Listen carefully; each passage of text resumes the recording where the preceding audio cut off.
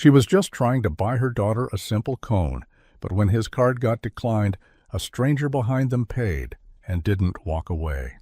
Before we dive in, hit that subscribe button and drop a comment. Where in the world are you watching from? The ice cream parlor smelled like sugar and memories. The soft churn of machines, the jingle of the front door, the faint laughter of children, it all wrapped around them like a warm summer memory, even though it was barely spring. Emily pressed her mittened hands to the glass, her breath fogging it slightly. Her eyes scanned the rows of pastel-colored dreams. She didn't rush. She studied them like they were rare gems. "Mint chocolate chip," she declared, turning to her dad with absolute certainty, as if she'd made a life decision. Michael smiled faintly, already pulling out his wallet. "You sure? Not bubble gum? You liked that last time." "Nope," Emily said, eyes locked on the green swirl with dark chocolate chunks. "Mint. It's like brushing your teeth, but with sprinkles." He chuckled under his breath. Leave it to her to make even dessert sound responsible. He stepped forward, nodding at the teenage clerk behind the counter. "1 kid's cone, mint chocolate chip." As the clerk scooped, Michael thumbed through the crumpled bills in his wallet, 3 ones and some change. He knew he had a 10 in there earlier. Gas, school supplies, a loaf of bread. The 10 was gone. He reached for his card, hesitating for a heartbeat before handing it over. The beep was too loud, too fast. Declined. He blinked, then tried again. Another beep. No approval. His ears burned. Hang on," he mumbled, reaching back into his wallet, searching for anything. Loose quarters. Dignity. Behind him, Emily had already taken the cone with both hands and was licking it carefully, unaware of the red creeping up her father's neck. "It's okay, Dad," she whispered, when she saw the look on his face. "We don't have to get it today." But she was holding it. He turned to the clerk. "I'm sorry, can you just maybe hold it for a minute? I'll run to the car." A voice from behind, calm, confident. "It's on me." Michael turned, startled. A woman stood behind them, sunglasses pushed up into her dark hair, her tone casual but firm. "Add a second cone," she told the clerk. "Same flavor, 2 spoons." Then she smiled down at Emily. Ice cream tastes better when it's shared anyway. Michael couldn't meet the cashier's eyes. The second beep might as well have echoed across the entire shop, bouncing off glass cases and pastel walls, loud enough to hush even the noisy blender behind the counter. He felt it in his chest, a sharp pinch that had nothing to do with money and everything to do with the 7-year-old standing beside him. Emily looked up, her smile faltering, but still hanging on like a child does when she senses something is wrong but doesn't know how bad it is yet. She held the cone gently, careful not to let it drip. "Is it broken?" she asked softly, glancing at the card in her dad's hand. Michael forced a smile. "Just a little hiccup, sweetheart." The cashier, barely older than a high school student, shifted awkwardly behind the counter. "I can cancel it if—" "No, it's fine," Michael said quickly, sliding the card back into his wallet like it had burned him. He wasn't sure what stung more, the decline or the way the boy couldn't look him in the eye afterward. He turned to Emily, crouching low so they were eye to eye. "We might have to come back another day, kiddo, okay?" She nodded slowly, her eyes lingering on the melting ice cream. "Okay," she said, but her voice was quieter now. He took the cone from her hand, set it gently on the counter, and reached for her hand. She took it without protest, her mittens brushing his calloused fingers.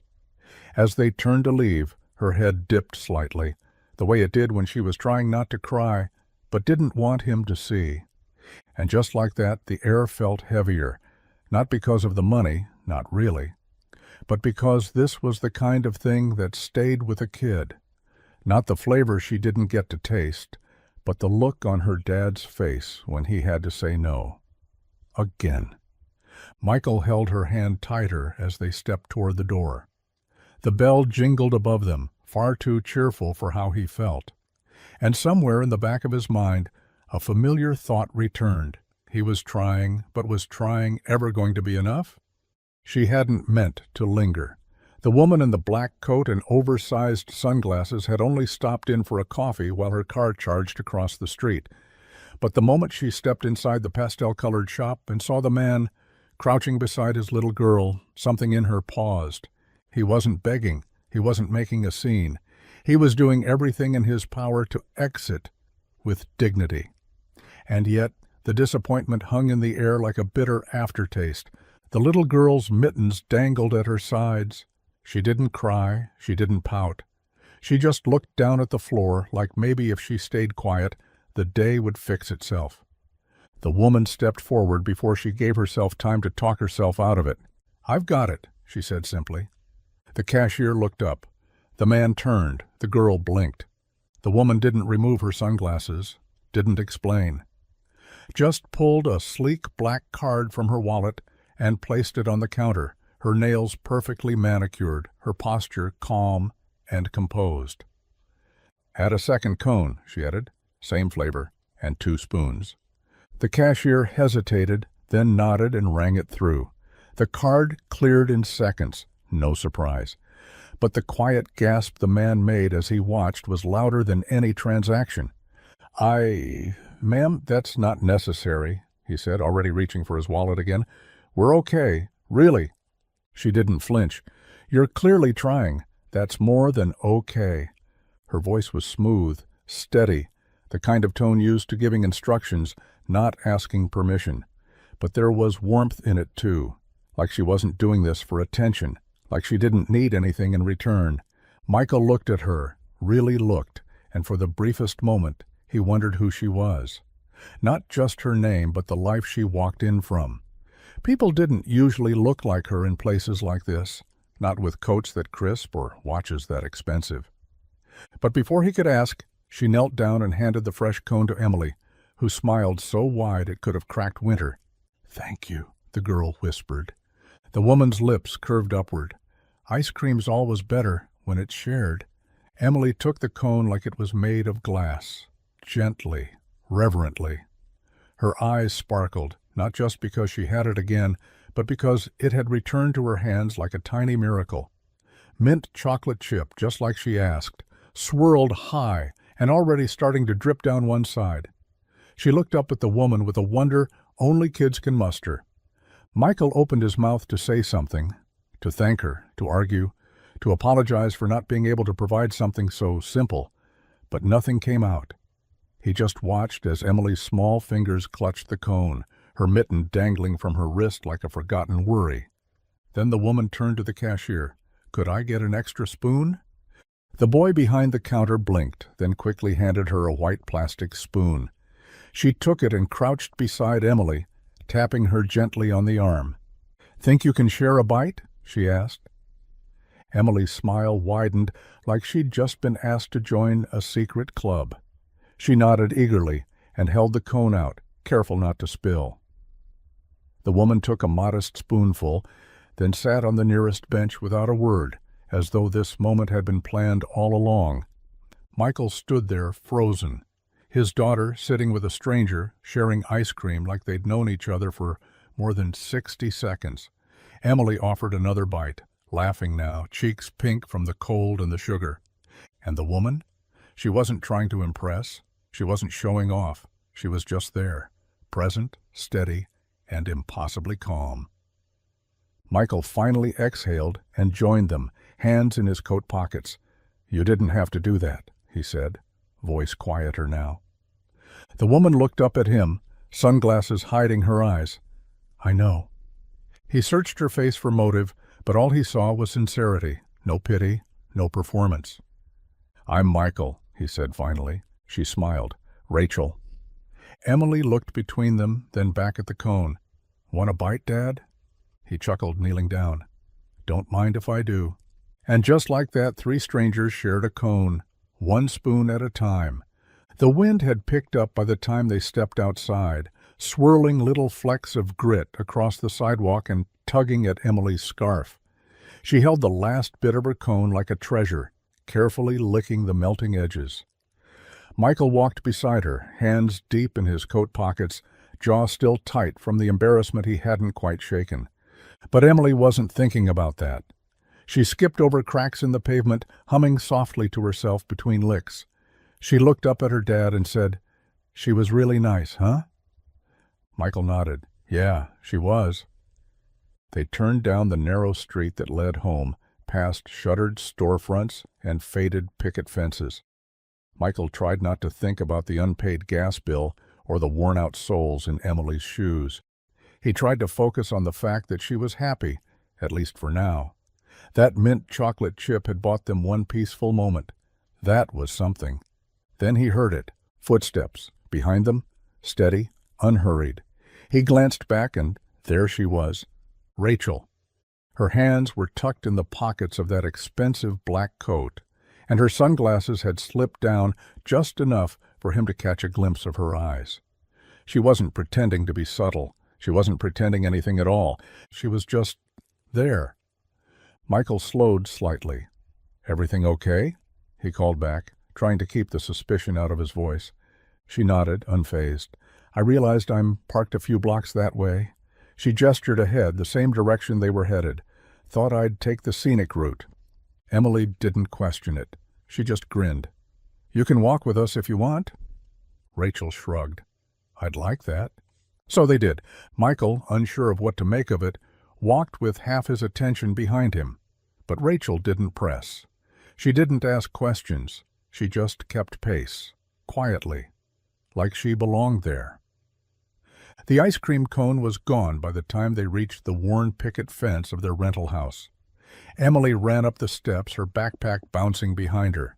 Michael turned to Rachel. "You sure your car's this way?" She smiled.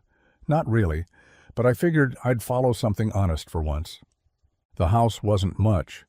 Peeling paint curled away from the wooden siding like it had given up the fight long ago. A cracked window near the porch sagged under the weight of a duct-taped repair, and the front steps creaked like they resented every footfall. The roof? Well, the roof hadn't stopped leaking since the first snowfall, and Michael had patched it with a blue tarp he got on clearance from the hardware store. It fluttered in the wind like a flag of surrender. Emily didn't notice. Or maybe she did, but chose not to care. She bounded up the steps, her boots thudding across the worn porch. "I'll grab my crayons," she shouted, as she pushed open the front door, the screen clattering behind her. Michael lingered on the walkway, turning just enough to catch Rachel's eyes, and instantly wished he hadn't.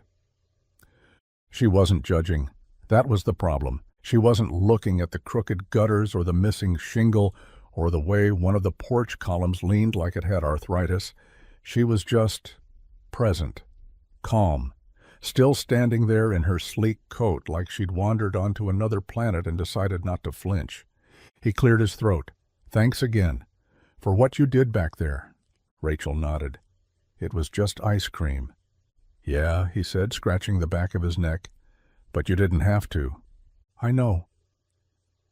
Silence sat between them for a beat too long.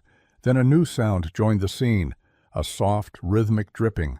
Michael looked up toward the edge of the roof, where water slid down a warped gutter and landed in a paint bucket he'd wedged beneath it weeks ago. He winced. Rachel followed his gaze. "Spring rain's coming soon." "Don't remind me," he muttered. She offered a small smile. "Do you need help with it?" Michael shook his head quickly. "Nah, got it under control." He didn't, not really, but admitting that felt heavier than the roof itself. Rachel didn't push. She just looked up at the sagging awning, then back at him. "Well," she said gently, "if you ever decide to let someone lend a hand, you know where to find me." And with that she turned and walked back down the sidewalk, her heels clicking softly against the concrete, leaving behind the scent of vanilla, questions he wasn't ready to ask, and a man trying to hold together a house that leaked from the roof, and somewhere deeper too. Michael stood in the doorway with one hand braced on the peeling frame, watching Rachel's figure retreat toward the sidewalk. He wasn't sure what he expected, maybe for her to drive off in that sleek, too-perfect car and never look back. That would have been easier, cleaner, the kind of moment he knew how to file away in his memory. But the next morning, her knock came just after sunrise. Emily was still brushing her teeth when he opened the door, hair tousled, flannel sleeves rolled up from a long night of working on someone else's busted truck. Rachel stood there with 2 cups of coffee, no sunglasses this time, and a look that said she'd already made up her mind. "I brought breakfast," she said, holding out a paper bag. Michael blinked. "Why?" She shrugged. "Because Pop-Tarts aren't breakfast." He hesitated, then stepped outside, pulling the door half closed behind him. "Look, I appreciate what you did yesterday. Really. But this?" He gestured to the bag. "You don't have to keep showing up." "I know." "Then why are you?" Rachel handed him one of the coffees. He didn't take it. "Because I've been where you are, Michael," she said, quiet but firm. "Different roof, same weight." He looked away, jaw tight. "You don't know anything about me." "Maybe not," she admitted. "But I know what it's like to feel like asking for help is the same thing as giving up. It's not." He crossed his arms, the lines on his face deepening. "I'm not a project." Rachel didn't flinch. "I don't think you are. I've got it handled." She studied him for a long moment. "Then why do you look like you haven't slept in a week?" The silence that followed was heavier than anything they'd said. Finally, Michael sighed, stepping back toward the door. "I fix things, Rachel. It's what I do." "And who fixes you?" He didn't answer. Instead, he took the coffee from her hand with a mumbled thank you and slipped back inside, closing the door gently, like he was trying not to admit how badly he needed warmth that didn't come from a space heater or a half-broken radiator. Rachel could have taken the hint, the closed door, the clipped tone. The way Michael's eyes dropped to the floor whenever she got too close to something real. Most people would have stepped back, maybe sent a polite text, and let the moment fade. But Rachel wasn't most people, and somewhere deep down, Michael already knew that. That afternoon, while Michael was buried under the hood of a customer's rusted-out station wagon, Rachel showed up again, not with coffee this time, and with crayons. She didn't knock, didn't announce herself, just walked quietly to the edge of the porch where Emily sat cross-legged on the old welcome mat, a coloring book spread open in front of her, pages fluttering in the breeze. A purple crayon was tucked behind her ear like a mechanic's pencil. "What you drawing?" Rachel asked, crouching beside her. Emily looked up and blinked. Then she grinned. "It's our house," she said proudly, pointing to the lopsided drawing. "But I made the roof look normal, not leaky." Rachel smiled, sitting on her heels. "That's some serious imagination." "I like to fix things with pictures," Emily added, as if it were the most obvious truth in the world. Rachel reached into her purse and pulled out a fresh set of colored pencils, neatly boxed. "Think you can show me how?" Emily's eyes widened. She nodded quickly and scooted over, patting the porch beside her like they were already old friends. From the driveway, Michael glanced up, wiped sweat from his brow, and froze. He saw them there side by side, one woman in tailored jeans and designer boots coloring the crooked outline of a too-small house like it was the most important thing she'd ever done. He wiped his hands on a rag and took a step closer, but stopped himself. Something about the scene made him feel like an intruder in his own life. But for once, it wasn't a bad thing. Rachel didn't try to talk to him, didn't make a speech. She just colored, listened, and laughed when Emily did. And in that quiet space where crayons met compassion, something shifted. Not loud, not fast, but enough. That evening, the sun dipped low behind the cottonwood trees lining Maple Street, casting long shadows across the driveway. Michael stood beside his truck, arms crossed, watching as Emily waved goodbye to Rachel from the porch. Crayon smudges covered both their hands like badges of honor. It was the first time in weeks Emily hadn't asked what was for dinner, with a worried look in her eyes. Rachel walked toward her car slowly, as if she wasn't quite ready to leave. The sleek white vehicle sat like a foreign object against the cracked pavement and faded picket fence. Quiet, clean, and far too expensive for a town like this. "Passing through, huh?" Michael said, wiping his hands on a shop rag as she neared the curb.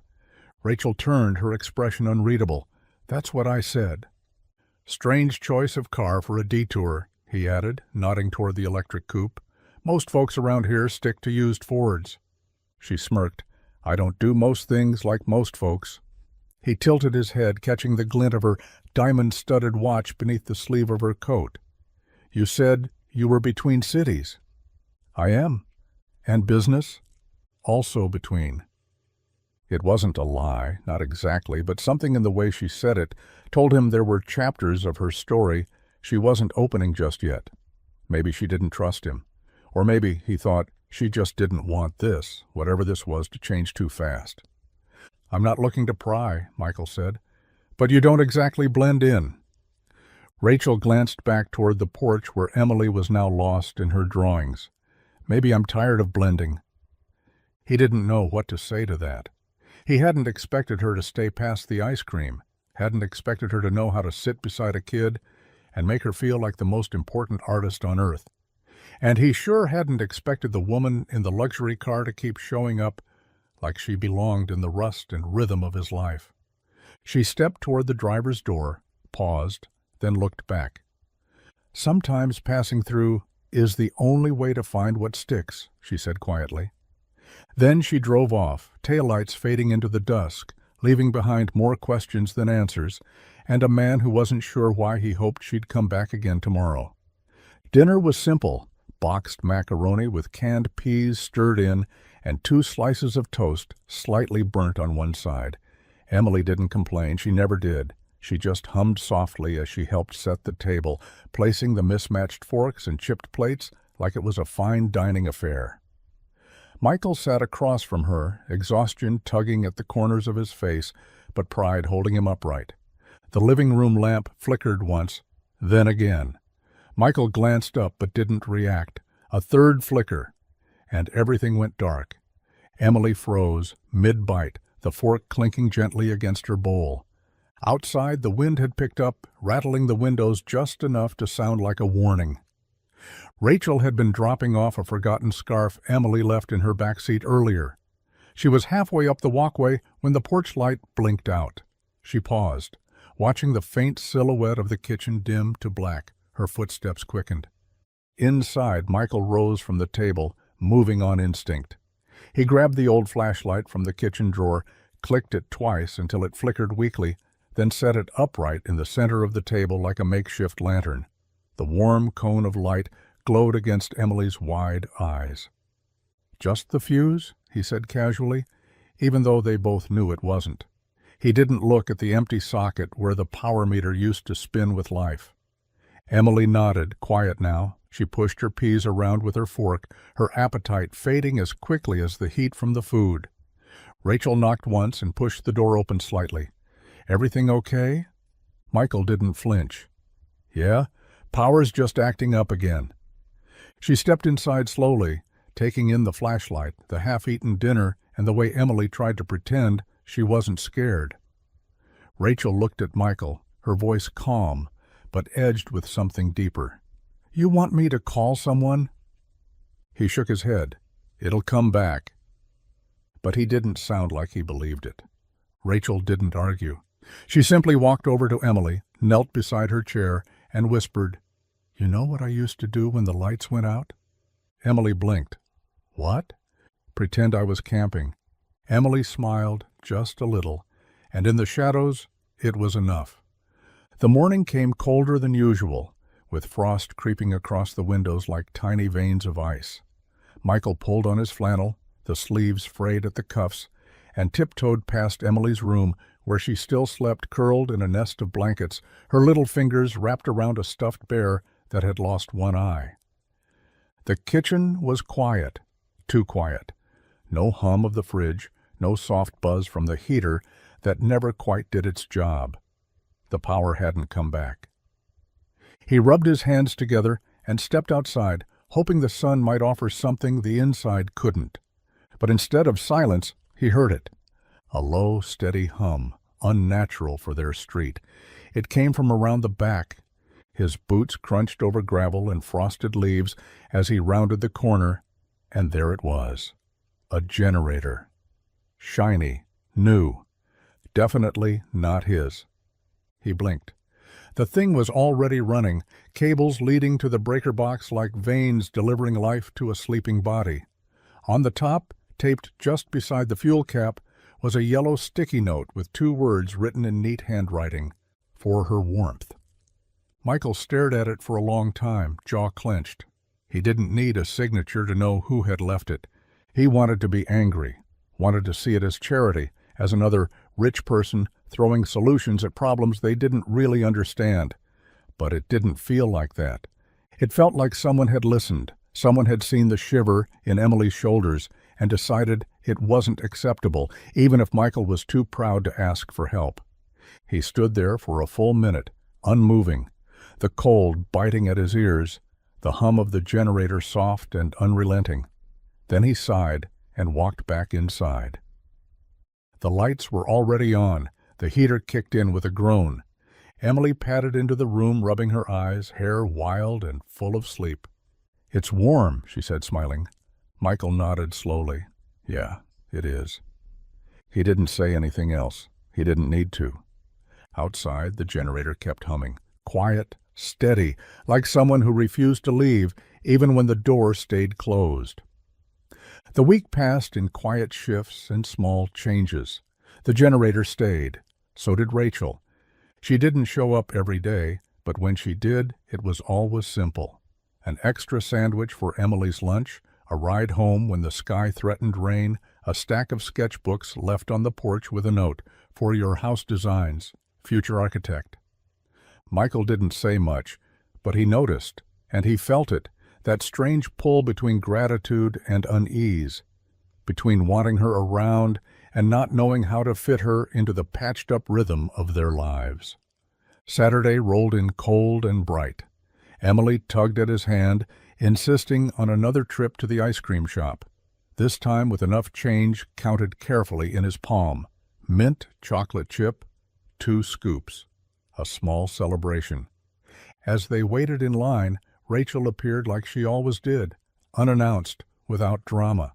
Just there, a faint smile, sunglasses perched in her hand, dressed in jeans and a gray wool coat that somehow still looked like it belonged in a catalog. Michael nodded toward her. "You following us?" She raised an eyebrow. "Maybe I just like good ice cream." They stepped up to the counter, greeted by the same teenage boy from before. His eyes flicked to Rachel, then widened just slightly. "Hey, aren't you—" He paused, tapping a laminated magazine page tacked up beside the register. "That looks like you." Rachel didn't even glance at the cover. "It's an unfortunate angle," she said dryly. Michael leaned over to look. The page showed a glossy feature from some business publication, Women Who Built Empires Before 30. Front and center was a younger version of Rachel, poised on the steps of a mirrored office tower, arms crossed, confidence radiating like sunlight. His stomach dropped a little. She didn't offer an explanation, just paid for the cones before he could reach for his wallet. As they stepped away from the counter, Michael looked at her carefully, words slow and unsure. "So you're not exactly passing through, are you?" Rachel took a bite of her cone and smiled. "Depends what I'm looking for." Emily didn't notice. She just reached up and asked if someone could hold her second scoop so she could tie her shoe. Rachel took it without hesitation, like she'd been doing it forever. Maplebrook had always been the kind of town where nothing went unnoticed. A new haircut, a missed Sunday service, the exact hour someone's porch light burned out, people noticed. Not out of malice, but out of habit. Life here moved slow, so attention filled the gaps. And Rachel Sinclair didn't exactly blend. She didn't drive an old pickup. She didn't shop at the corner grocery or wait in line at the bank with a paper withdrawal slip like the rest of them. Her car alone, a sleek, silent thing that looked like it belonged in a showroom, turned heads every time it coasted past the gas station with its flickering neon sign. At first, people thought she was lost. Then, they assumed she had family in town. But when she kept showing up, at the hardware store, the bakery, the school parking lot, rumors started to thread themselves through conversations. "She's probably scouting land," one man muttered over coffee at the diner. Big city types buy up property, tear everything down, and call it revitalization. "No," the waitress said, wiping down a table. "I heard she's dating someone. That mechanic with the kid. What's his name, Turner?" The whispers didn't stop there. Emily's teacher asked gently one day if there was a new family friend walking her home. A neighbor noticed Rachel fixing the crooked porch railing with Michael one afternoon and mentioned it casually at the pharmacy. "Just saying, she doesn't look like she's here to fix gutters." Michael heard pieces of it, not directly, not yet. But the air felt different, colder, like the whole town had stepped back just enough to watch. He didn't say anything to Rachel, and she didn't bring it up. But one afternoon, as they sat on the steps watching Emily chalk hearts on the driveway, Rachel turned to him and said quietly, "Do you ever get used to being talked about?" Michael stared out at the road. "You don't. You just learn which voices matter." She nodded slowly, then added, "Good, because I'm not going anywhere." The sun dipped behind the rooftops, and for a moment, neither of them moved. Let the town whisper. Some stories they'd have to live first, before anyone else got to write the ending. It was tucked under the sugar jar, a smooth cream-colored card with raised lettering and a name that shimmered faintly under the morning light. Rachel Sinclair. No phone number, just her name, a minimalist logo, and a private email address printed in the smallest possible type. It looked expensive, like the kind of thing you don't hand out unless you expect to be remembered. Michael stared at it as he sipped his lukewarm coffee. The toast burned again. The breaker had tripped when the microwave and the heater ran at the same time, the kind of problem Rachel's world probably didn't even have a name for. He didn't pick the card up, not right away. Instead, he finished his coffee, tied Emily's laces, made sure she wore her thicker scarf, and walked her down to the school bus. She waved as it pulled away, and he stood there for a moment longer than usual, breathing in the cold and the quiet. When he came back inside, the card was still there, still glowing with that quiet, polished confidence. Michael finally picked it up and turned it over. Blank on the back. Of course, he didn't hate her. He didn't resent the help. He wasn't blind to what she was doing. Gentle things, small things. Never forceful, never loud. But this card, this felt like a line in the sand, a door opened with expectation, a reminder that she wasn't just Rachel, the woman who drew houses with his daughter and fixed porch steps without asking. She was Rachel Sinclair, the name people whispered about now when they passed him at the store. He looked at it for one more second, then walked to the trash can, lifted the lid, and let it fall. No drama, no flourish, just gravity. Later that afternoon, when Rachel returned to drop off the jacket Emily had left in her car again, she noticed it missing from the table. She didn't say anything, but when Michael thanked her, genuinely, without flinching, she nodded, smiled, and left without asking if he'd kept it. He hadn't, because in his world, people didn't introduce themselves with cards. They showed up. Or they didn't. The garage smelled like dust and endings. Michael had sensed it coming. Every empty bay, every delay in ordering parts, every time the boss skipped over his name when assigning weekend shifts. Still, when the words finally came, "We're letting you go, Mike. Just can't keep everyone right now," they hit harder than expected. He nodded, said he understood, shook hands like a man who still had options, then walked out the back door instead of the front. His tool belt clanked softly against his thigh as he crossed the lot. The sky hung low and gray, pressing down like it knew. The check they handed him wouldn't last a month, maybe 3 weeks if they skipped the heater a few nights and stretched every canned soup in the pantry. But the real weight wasn't in his wallet. It was in his daughter's face. He picked Emily up from school like he always did. She ran to him, backpack bouncing, mouth already moving a mile a minute, about something she painted in class. He smiled the whole time, nodded at the right beats, asked questions, laughed once, and it almost sounded real. She didn't notice anything was off, not yet. Kids are brilliant at reading people, but also mercifully willing to believe that things are okay when you tell them they are. At home, he reheated spaghetti and let her watch cartoons. He sat beside her on the couch, mind 1,000 miles away, chewing on numbers and timelines and prayers. She leaned against him, humming with the show's theme song, small and soft and entirely unaware that her world had shifted that morning. Later, when she fell asleep on the couch, crayon still in hand, he carried her to bed, pulled the blanket up to her chin, pressed a kiss to her forehead. Then he stood in the kitchen with the lights off, the refrigerator humming like it didn't know they were broke, and stared at the calendar pinned to the wall. Rent was due in 12 days. He rubbed his eyes, exhaled through his nose, and whispered, "We'll be okay." Because if he didn't say it out loud, he wasn't sure he'd believe it himself. The rain started just after noon, soft at first, then steadier, drumming against the school's windows like an anxious rhythm. Michael had called ahead, asking the office to let Emily know he'd be late. The borrowed truck he was using had a flat, and the spare was just as bald as the tires he couldn't afford to replace. He hated asking favors, but it was either that or leave her standing in the cold. Rachel showed up instead. She didn't go into the building. She stayed in her car, letting the wipers hum back and forth across the windshield, waiting. Her SUV was too clean for the gravel lot, its leather interior too soft for Maplebrook's edges. But there she sat, patient, still, until Emily appeared through the front doors, pink backpack in tow, and a puzzled look on her face. The passenger window rolled down. "Need a lift, Em?" Emily blinked, then lit up. "Rachel!" She climbed in without hesitation, shaking off her wet jacket and buckling herself in. Rachel handed her a juice box from the center console, like she'd anticipated this moment. "I thought my dad was coming," Emily said between sips. "He is," Rachel replied.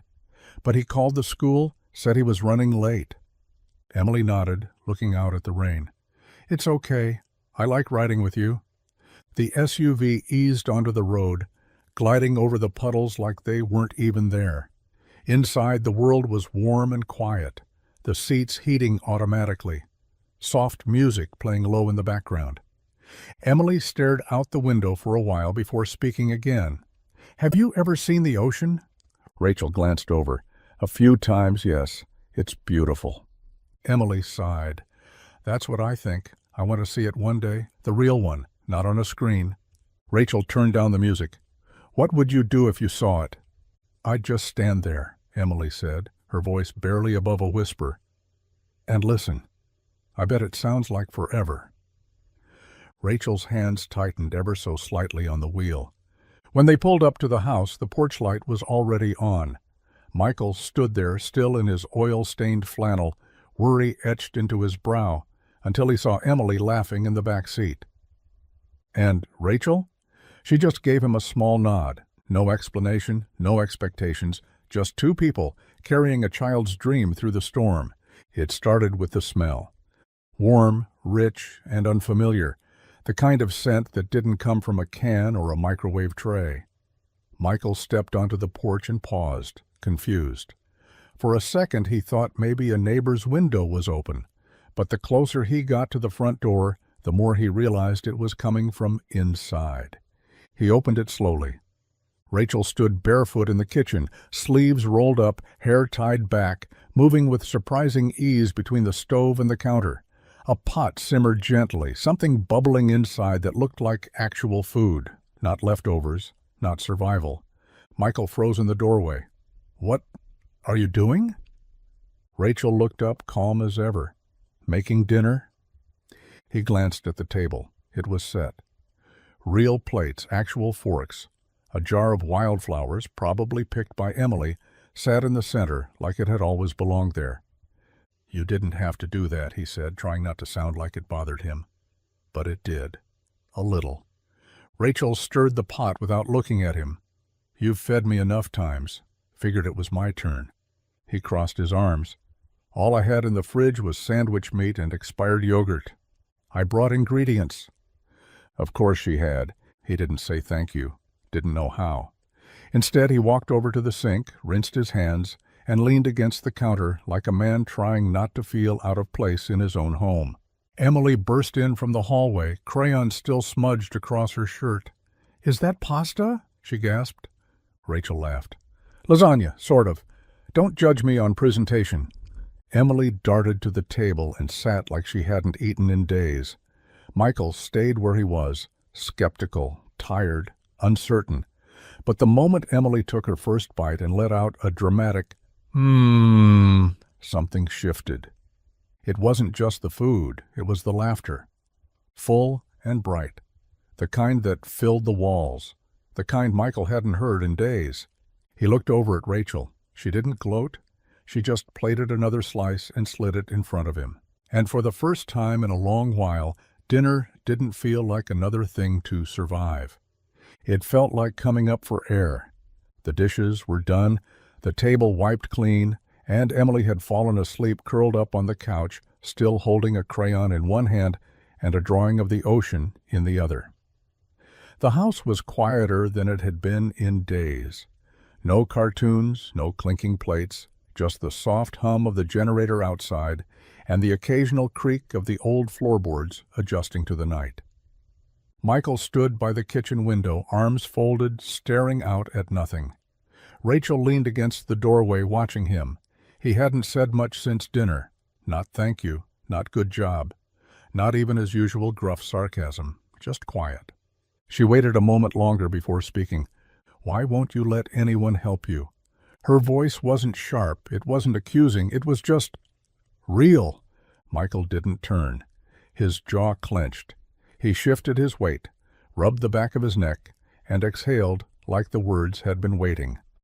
"Because they always leave," he said. Rachel said nothing. "I've had friends disappear the minute the job dried up. Family who said they'd be around and stopped answering calls when Emily got sick that one winter." He paused. "Even her, Emily's mom, left in a different kind of way, but still, gone's gone." Rachel stepped farther into the room, slow and deliberate. "I'm not them." "That's what everyone says. At first." He finally turned. His eyes weren't angry, just tired. "People mean well, but life gets heavy, and when it does, they get moving. I stay because I have to." Rachel nodded, absorbing it without flinching. "But you're breaking while pretending you're not." "I can't afford to break." "Then let someone carry a piece of it with you," she said softly. He looked at her for a long time, studied her face. The steadiness, the patience, and the stubbornness underneath it all. "I don't know how," he admitted, voice barely above a whisper. Rachel smiled, not triumphant, just gentle. "Start small," she said. "Like dinner, like crayons, like staying." Outside the wind picked up again, but inside the house held still. And Michael didn't walk away. The fire was dying down, a soft amber glow flickering low in the hearth. Emily was asleep again, this time tucked under a faded quilt on the living room floor, a fort of couch cushions built around her like a castle. Rachel sat in the armchair, hands wrapped around a chipped mug of tea. Michael sat on the edge of the couch, elbows on knees, silent. It was quiet, the kind of quiet that only happens when you trust someone not to fill it. Rachel's gaze drifted toward the mantel. Amid the clutter, old batteries, a tiny school trophy, a broken clock that still hadn't been fixed, stood a single framed photo. It wasn't large, just a 4x6 in a simple wooden frame, the edge worn where fingers had picked it up too many times. Rachel leaned forward slightly. A woman, soft smile, kind eyes, hair pulled back with a few strands falling loose like she didn't care about cameras. Her arm was wrapped around a younger Michael, and her other hand rested on a baby Emily's shoulder. The photo radiated ease, like this was a woman who had made a home out of nothing and loved every second of it. Rachel didn't ask. She didn't need to. Michael followed her eyes. When he saw what she was looking at, he sat back slowly, his shoulders stiffening like armor. "She was everything," he said quietly. "Grace." Rachel looked over at him. "That was her name," he added, his voice thinner now. She made this place feel like more than just walls and nails. She could make dinner out of 2 ingredients and turn bills into a game, so Emily wouldn't worry. Rachel stayed still. Michael rubbed his hands together, staring into the fire. It's been almost 4 years. People stop asking after the first, start expecting you to just move on, like grief comes with an expiration date. He paused. I didn't want Emily to grow up thinking the world owed her anything. So I work. I stay tired. I patch roofs and fix broken things because it's all I've got left to give. Rachel didn't offer a speech, didn't reach for his hand. She just whispered she'd be proud. And for once, Michael didn't argue.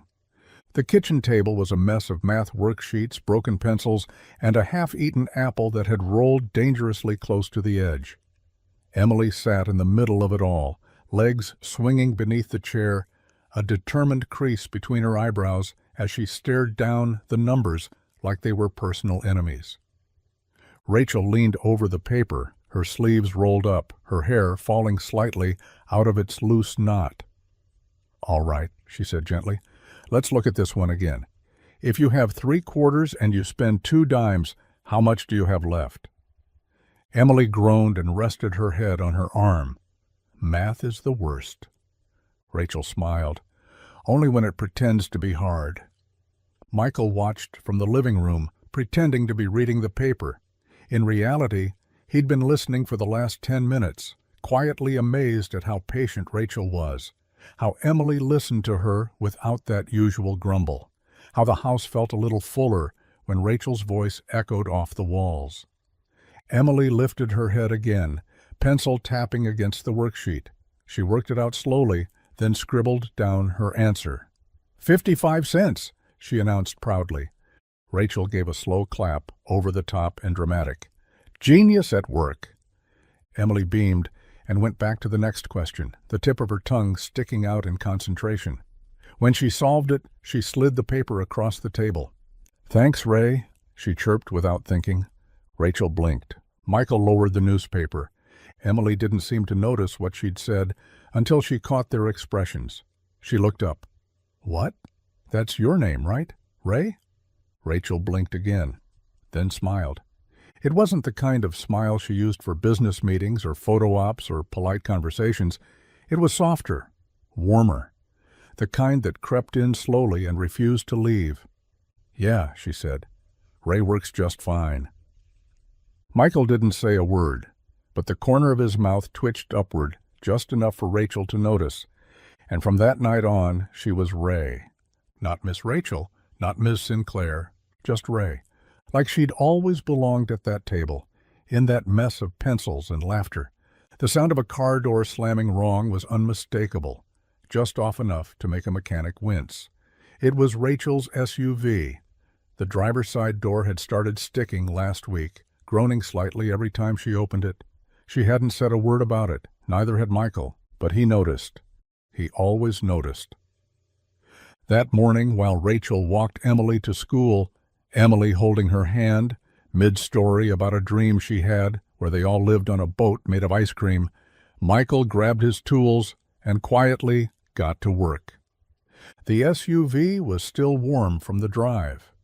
He crouched beside it, pried open the interior panel, and adjusted the hinge tension first, then realigned the striker plate.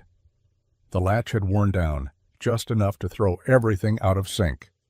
A small fix, but the kind that could wear out a door over time. He didn't ask permission, didn't leave a note. By the time Rachel returned, the car was back in place, looking untouched, except when she opened the door. It moved smooth as silk. No groan, no drag, just the soft click of everything finally fitting the way it should. She paused, ran her fingers along the edge of the door, smiled. Later, over dinner, sandwiches and tomato soup, nothing fancy, Rachel looked across the table and said, "You fixed it." Michael shrugged. It was starting to catch. "I didn't ask." "You didn't have to." He didn't meet her eyes when he said it, just kept sipping his soup, like it was a sentence that didn't require anything more. Rachel leaned back in her chair, watching him. "You fix things when they're broken. even when nobody's looking." Michael wiped his mouth with a napkin and gave a half smile. "I don't know how to do anything else." Rachel didn't push the moment, but her hand brushed against his when they both reached for the salt, and this time neither of them pulled away. The call came just after sunset, when the kitchen smelled like cinnamon toast and Emily was on the living room floor building a city out of cereal boxes. Michael was fiddling with the back door latch again, determined to stop the draft that kept sneaking in. Rachel's phone buzzed once, then again, the screen lighting up with a name she hadn't seen in weeks. Charlotte, office line. She stepped outside to take it, letting the screen door ease shut behind her. The night was still, the kind of quiet only a small town could hold. Crickets, distant dog barks, and the hum of the generator Michael still hadn't replaced. She swiped to answer. "Rachel," came the voice on the other end. Polished, clipped, efficient. "You've been gone too long." Rachel closed her eyes. "Hello to you, too." "I'm serious," Charlotte said. "You missed the third quarter meetings, your name's off the Monday agenda, and a reporter's asking if you've stepped down. Are you stepping down?" "I'm not stepping down." "Then you need to get back." Rachel exhaled slowly, staring up at the dark sky. "I needed space." "We gave you space," Charlotte said, not unkindly. "But the board's not going to sit around much longer. They're circling, and if you're not in that chair, they'll find someone else who will be." Rachel didn't answer. Her fingers tightened around the phone. Somewhere inside she heard Emily laugh. "Look," Charlotte added, her voice softening, "you built this thing from the ground up, but the machine doesn't stop just because you needed a break. You either get back in the driver's seat or someone else takes the wheel." The line went quiet after that. Rachel stood there a moment longer, phone still pressed to her ear even after the call ended. She looked back through the kitchen window. Emily was now drawing something at the table, crayon scattered, tongue peeking from the corner of her mouth. Michael stood behind her, pointing to the paper, smiling. Rachel placed the phone on the porch rail and wrapped her arms around herself. She'd built a company, sure, but this felt like something harder, and maybe something worth staying for. Rachel folded each shirt with care, though she had no idea why. It wasn't like she owned anything wrinkled. Her suitcase sat open on the edge of the guest bed, the one with the creaky frame and the quilt Emily insisted she use. Every soft thud of fabric landing in the suitcase felt louder than it should, like it was announcing something she hadn't found the words for yet. She hadn't told Emily, not yet. Michael leaned against the doorway, arms crossed, watching her in silence. He didn't ask what she was doing. He already knew. "I got a call," she said finally, not looking up. "They need me back in the city." He didn't answer. "I'll leave in the morning." More silence. Rachel zipped up one side of the suitcase, the sound slicing through the quiet. "It's not forever. I need to figure out where I'm supposed to be." Michael shrugged. "Makes sense." She looked over, surprised by how flat his voice sounded. "I mean," he continued, "you were never really staying. Not for good." Rachel opened her mouth, then closed it again. It wasn't the reaction she expected. She had braced herself for disappointment, maybe even anger. But this indifference? It hurt more than she'd admit. Down the hall, Emily's small footsteps padded into the room. She stopped short when she saw the suitcase. Her eyes widened. "You're leaving?" she asked, her voice a fragile whisper. Rachel knelt. "Just for a little while?" "But why?" Rachel smiled gently. "Because sometimes grown-ups have to go where their work takes them." Emily frowned, her lip trembling. "But I thought you liked it here, with us." Rachel reached out, brushing hair from the little girl's cheek. "I do, more than I expected." Michael stepped in then, placing a hand on Emily's shoulder. "Hey, it's okay, Bug. People leave sometimes." Emily looked up at him, confused. Rachel looked away. That night, Rachel sat on the edge of the bed long after the lights were out, listening to the quiet house breathe around her, wood groaning, the generator humming, and the faint sound of a little girl crying softly in her sleep. She wondered if she'd already made the wrong choice. The knock came just before sunset. Michael had been scrubbing grease off his hands in the kitchen sink, letting the warm water run too long just to fill the silence. Emily sat at the table, coloring with quiet focus, but she hadn't spoken much all day, not since Rachel had told them she was leaving. When the knock came, he didn't move at first. He just stared at the water swirling down the drain. Then another knock, gentler this time. He dried his hands on a towel and walked to the door, bracing himself for a neighbor, a delivery, or maybe even no one at all. He didn't expect her. Rachel stood on the porch, wind in her hair, sunglasses pushed up on her head, and in both hands, ice cream cones, mint chocolate chip, 2 scoops each, perfectly swirled, already starting to melt in the soft spring air. "I thought we could share," she said. Michael stared, trying to read her expression, trying to understand why the woman who packed her suitcase the night before was now holding dessert like it was an apology. "You're supposed to be gone," he said, voice low. "I know. Flight delayed?" "Nope." "Second thoughts?" She smiled. "Maybe?" From behind him, Emily's voice cut through the stillness. "Is that for me?" Rachel held one of the cones out, her hand trembling just slightly. "Of course it is." Emily ran past Michael, grabbed the cone with both hands, and hugged Rachel around the waist before burying her face in the ice cream. Michael stepped out onto the porch, letting the screen door creak behind him. Rachel turned to him, the second cone still in her hand. "You said once that people always leave." He nodded. "Well," she said, "I've done that before. Left, ran, fixed problems with distance." She handed him the cone. "But this time," she added, "I want to stay, if you'll let me." Michael didn't speak right away. He took the cone, took a bite. Cold, sweet, familiar. Then he looked at her, the hint of a smile tugging at the corners of his mouth. "Just don't eat the last bite," he said. "That's the best part."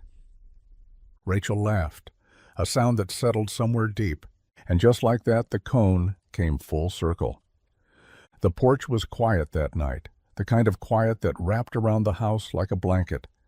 Emily had fallen asleep on the couch, still sticky from the last bites of mint chocolate chip, a smudge of green at the corner of her mouth. Inside, the TV played low, some old cartoon looping in the background, but neither of them paid it any attention. Michael sat on the steps, forearms resting on his knees, eyes trained on the gravel driveway, like it held answers he hadn't asked for yet. Rachel sat beside him, her hands wrapped around a chipped mug of tea, knees pulled close under her borrowed flannel blanket. They hadn't spoken much since she returned with the cones. Not about her job, and not about her suitcase. Not about what any of this meant. So when Michael finally spoke, his voice was softer than usual, less guarded. "Why'd you really come back?" Rachel didn't answer right away. She stared out into the dark where the porch light barely reached. The wind rustled the trees, and somewhere far off, a dog barked once, then went quiet. Michael waited. She finally turned to him, her expression unreadable at first, then suddenly just open. "Because for once," she said, "I didn't feel alone." He looked at her, really looked at her. "People think money makes you untouchable," she continued. "But all it ever did was build walls, big glass ones that look beautiful from the outside. But inside, it's just echo." Michael didn't interrupt. "I spent years surrounded by people who said yes because they had to, who smiled because it paid. And then I came here, to this tiny town with your rusted porch and your duct-taped heater and your daughter who asks the most beautiful questions about the ocean."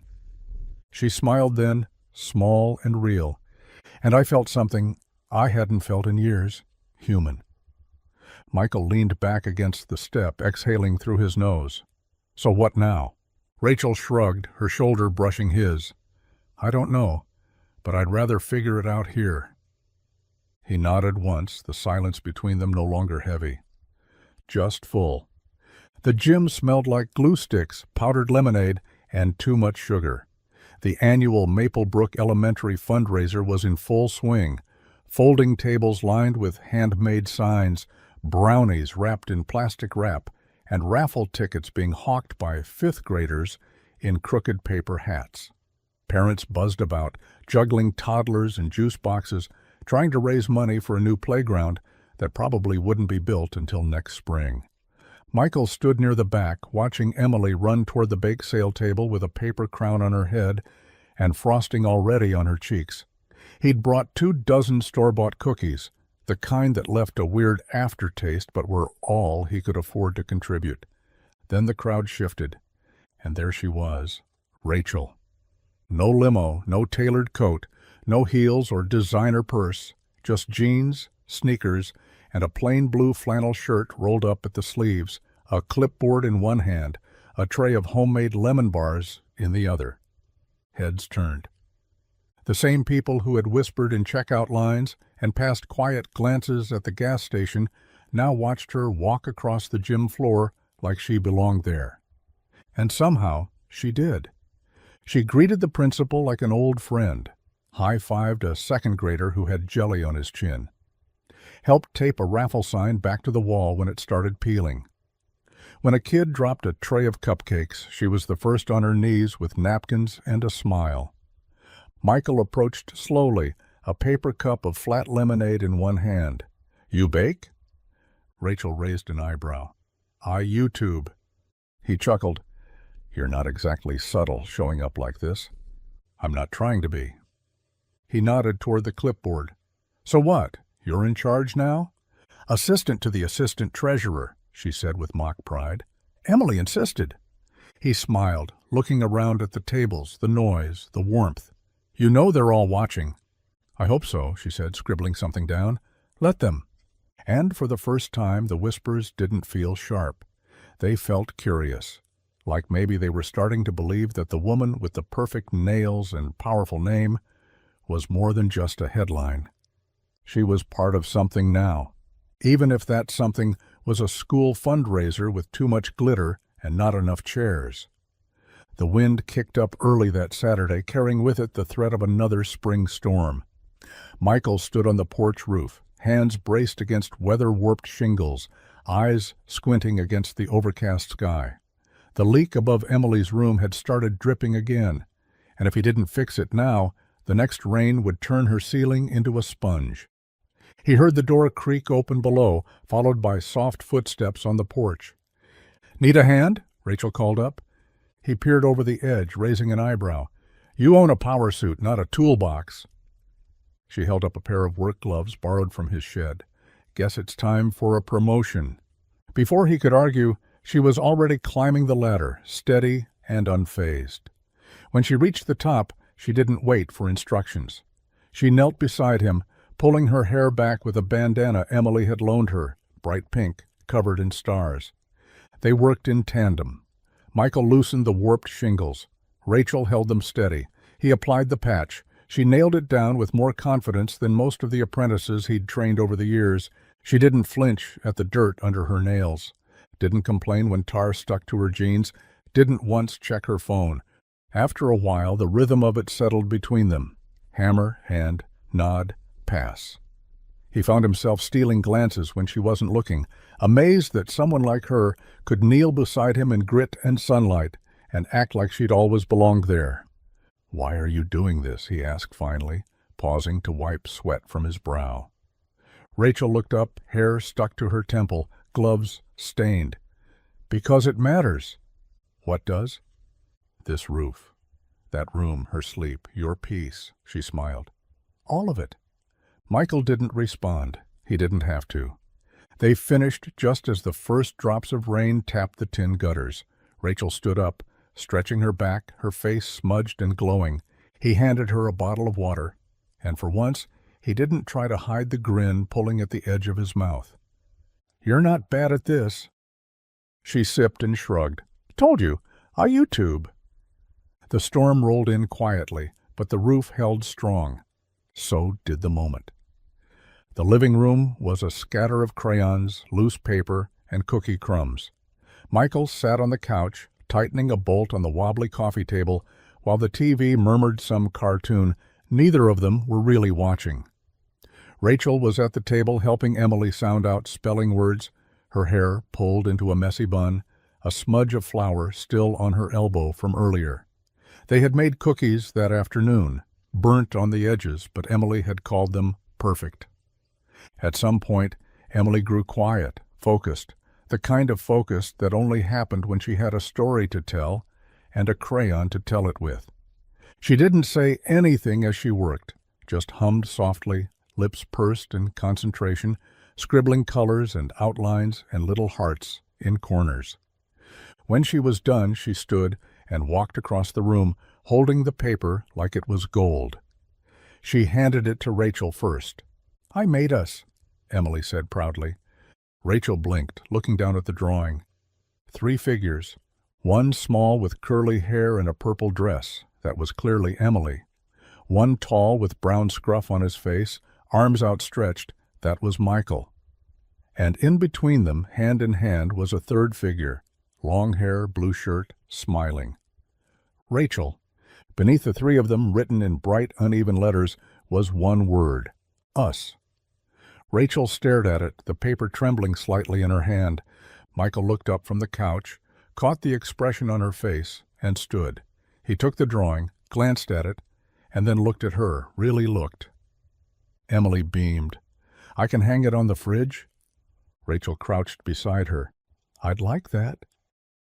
So Emily ran to the fridge, slapped it on with the strongest magnet she could find, a blue one shaped like a fish, and smoothed it flat. Michael stayed quiet, his hands now still. Rachel straightened, wiped her eyes once, quick and subtle, then turned to him and said softly, "I didn't know how much I needed that." He just nodded, voice caught somewhere deep in his chest. And on the fridge, in crayon and construction paper, their truth hung quietly. No ceremony, no permission, just us. The idea came over coffee, like most unexpected things do. They sat on the back porch, the morning sun cutting through the clouds just enough to warm their faces. Emily was still asleep inside, curled beneath the ocean print blanket Rachel had surprised her with last week. The house was quiet, the town even quieter, the kind of rare, calm moment Michael never trusted to last. Rachel cradled her mug, fingers tapping against the ceramic like her thoughts were trying to find their shape. "I've been thinking," she said. Michael raised an eyebrow. "That's always dangerous."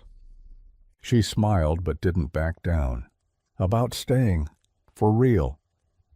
He didn't respond. He just sipped his coffee and waited. "There's this property downtown, empty auto shop. Great bones, awful wiring. Been on the market for months." Michael looked at her sideways. "You trying to flip garages now?" She shook her head. "I want to start something. Not for profit. For people." He set his mug down slowly. "I've watched you," she continued.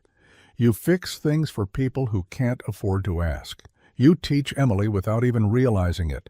What if we created a place for that?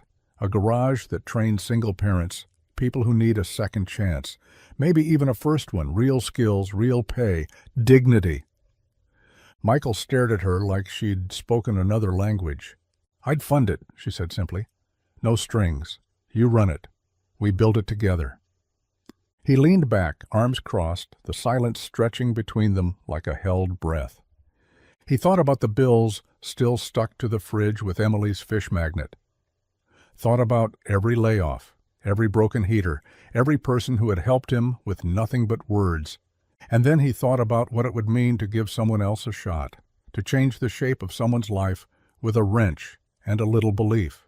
He looked at her, steady and certain. "You sure you want to do this here?" Rachel smiled. "I've never been more sure of anything." He didn't hesitate this time. "Then let's do it," he said. And for the first time in years, the future didn't feel like something he had to survive. It felt like something he could build. It started with a whisper, like all things in Maplebrook. A teacher mentioned it to her sister. A bakery clerk told a customer. A retired reporter overheard two parents chatting at the school fundraiser about that Sinclair woman and the mechanic she never seemed to leave. And then came the knock. Rachel opened the door one afternoon to find a young woman in a blazer 2 sizes too big, clutching a notepad and trying not to look nervous. "Hi, I'm Lily Harper. I write for the Maplebrook Sentinel. I was wondering if I could ask you a few questions." Rachel didn't blink. "About what?" Lily straightened. "Well, about how you ended up here, in this town, in that garage." Rachel glanced past her shoulder where Michael stood in the driveway, teaching Emily how to change a tire on an old rusted bicycle. She turned back and smiled. "Come in," she said. The article ran the next weekend. Front page, a photo of Michael and Rachel standing outside the newly repainted auto shop, the words Sinclair and Turner Trades painted across the sign. Emily stood between them, holding a wrench too big for her hands and grinning like she owned the world.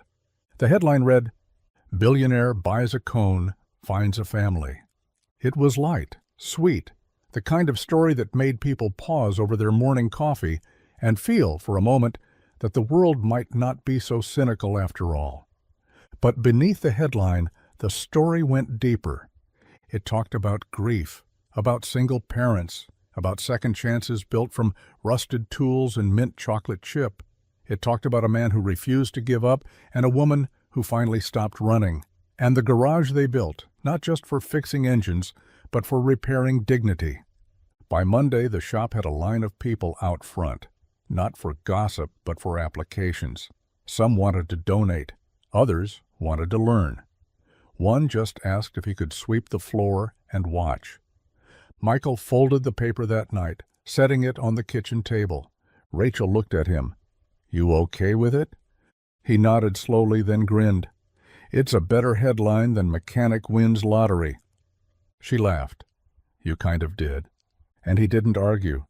The morning was like any other. Emily scrambling to find her other shoe, Michael sipping coffee in yesterday's shirt, and Rachel standing at the stove flipping pancakes that were slightly too golden on one side.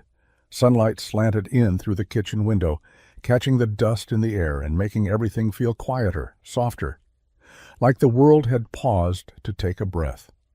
Emily sat at the table stuffing crayons in a squished juice box into her backpack. Rachel packed her lunch, careful to tuck the napkin between the sandwich and the apple slices like she always did. Only this time she slid something else into the brown bag too. A small folded note, simple, quiet. No glitter, no flourish. The bus honked outside. Emily kissed Michael on the cheek, hugged Rachel around the waist, and grabbed her bag without looking inside. "Love you both. Wish me luck on the spelling test." "Knock 'em out, champ," Michael called after her as she ran to catch the bus, her shoes finally a matching pair. The house settled back into its morning hush. Rachel leaned against the counter, watching the empty doorway. "I put something in her lunch." Michael glanced up from his coffee. "What, a surprise cookie?" She shook her head. He waited. "She'll read it before lunch," Rachel said. But it wasn't for her, really. That got his attention. What did it say? Rachel met his eyes, calm, unwavering. It just asked, "Would it be okay if I stayed?" Michael didn't move for a second. Then he set the mug down, slow and steady, and crossed the room until he was standing inches from her. No ring, no crowd, no music swelling in the background, just the hum of the refrigerator and the weight of everything unspoken between them. "You think she'll say yes?" he asked. Rachel smiled. "She already has. I just needed you to catch up." He leaned in, forehead resting lightly against hers. "Took me long enough."